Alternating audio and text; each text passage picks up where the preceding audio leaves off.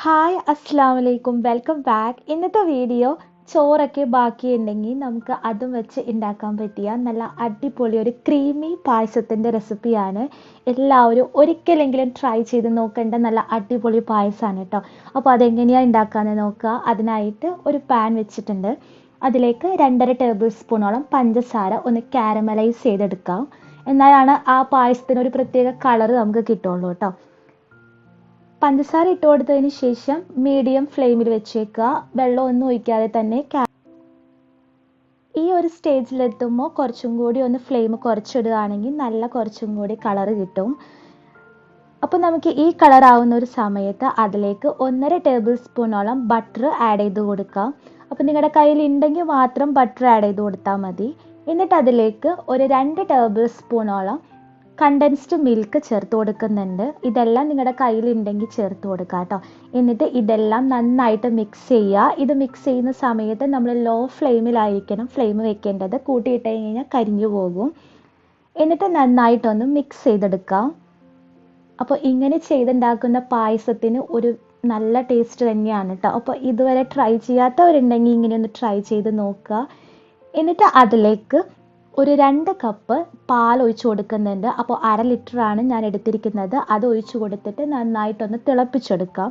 അപ്പോൾ ഇതുപോലെ കട്ടകളൊക്കെ കാണും, എന്നാലും കുഴപ്പമൊന്നുമില്ല. പാൽ തിളയ്ക്കുമ്പോൾ അതെല്ലാം അലിഞ്ഞ് അതിൽ ചേർന്നോളും. ഇനി നമുക്ക് അതിലേക്ക് ഒരു ഫ്ലേവറിന് വേണ്ടിയിട്ട് ഒരു 3 ഏലക്കായുടെ കൂരി ഒന്ന് ചതച്ചത് ഇട്ട് കൊടുക്കുന്നുണ്ട്. എന്നിട്ട് നന്നായിട്ടൊന്ന് മിക്സ് ചെയ്തെടുക്കാം. അത് കഴിഞ്ഞതിന് ശേഷം നന്നായിട്ട് ഇപ്പോൾ തിളച്ച് വരുന്നുണ്ട് കേട്ടോ. ഈ തിളയ്ക്കുന്ന സമയത്ത് ചോറ് ആഡ് ചെയ്ത് കൊടുക്കാം. ഞാനിവിടെ 1 കപ്പ് ആണ് എടുത്തിരിക്കുന്നത്. 1.5 കപ്പ് വരെ നമുക്ക് ചേർത്ത് കൊടുക്കാവുന്നതാണ്. അപ്പോൾ അധികം ഒട്ടിപ്പിടിക്കാത്ത ഒരുവിധം വേവുള്ള ചോറാണ് കേട്ടോ ചേർത്ത് കൊടുക്കുന്നത്. അതും കൂടി ഇട്ട് കൊടുത്ത് നന്നായിട്ടൊന്ന് തിളപ്പിച്ചെടുക്കാം. അങ്ങനെ ഇതൊന്ന് തിളയ്ക്കുന്ന സമയത്ത് അതൊന്ന് ലോ ഫ്ലെയിമിലേക്ക് ഇട്ടതിന് ശേഷം ഒരു 2 ടീസ്പൂൺ കോൺഫ്ലോർ കുറച്ച് വെള്ളത്തിലൊന്ന് കലക്കിയെടുക്കുന്നുണ്ട്. അപ്പോൾ ചോറ് ചേർക്കുന്നത് കൊണ്ട് തന്നെ ഭയങ്കര കുറുകിയൊന്നും നമുക്ക് കിട്ടില്ല. അപ്പോൾ അത് കുറുകി കിട്ടാൻ വേണ്ടിയിട്ടാണ്, ഒരു ക്രീമി ടെക്സ്ചർ കിട്ടാൻ വേണ്ടിയിട്ടാണ് ഇത് ചെയ്യുന്നത്. പിന്നീട് നമുക്ക് ഇതിലേക്ക് മധുരമൊന്നും വേറെ ഒന്നും ആഡ് ചെയ്ത് കൊടുത്തിട്ടില്ല. അപ്പോൾ അതിലേക്ക് ഒരു 2.5 ടേബിൾ സ്പൂണോളം പഞ്ചസാര ആഡ് ചെയ്ത് കൊടുക്കുന്നുണ്ട്. അപ്പോൾ നിങ്ങളുടെ മധുരം അനുസരിച്ച് ചേർത്ത് കൊടുക്കുക കേട്ടോ, നോക്കിയിട്ട് എങ്ങനെയാണെന്ന് വെച്ചാൽ. എന്നിട്ട് അത് കഴിയുമ്പോൾ അതിലേക്ക് കോൺഫ്ലോറിൻ്റെ മിക്സ് ഒഴിച്ച് കൊടുത്തിട്ട് ഒന്ന് മിക്സ് ചെയ്തെടുക്കുക. കോൺഫ്ലോർ ചേർത്ത് കൊടുക്കുമ്പോൾ നന്നായിട്ടൊന്ന്, ഇപ്പോൾ കണ്ടില്ലേ ഒരുവിധം നന്നായിട്ട് തന്നെ കുറുകി വന്നിട്ടുണ്ട് കേട്ടോ. അപ്പോൾ ചൂടാറുമ്പോൾ കുറച്ചും കൂടി ഒന്ന് കുറുകി വരും. ഈ സമയമാകുമ്പോൾ നമുക്ക് ഫ്ലെയിം ഓഫ് ചെയ്ത് മാറ്റി വയ്ക്കാം. വേറൊരു പാത്രത്തിൽ ഒരു 1/2 ടീസ്പൂണോളം നെയ്യ് ഒഴിച്ച് കൊടുത്തതിന് ശേഷം കുറച്ച് അണ്ടിപ്പരിപ്പൊന്ന് വറുത്ത് കോരിയെടുക്കുന്നുണ്ട്.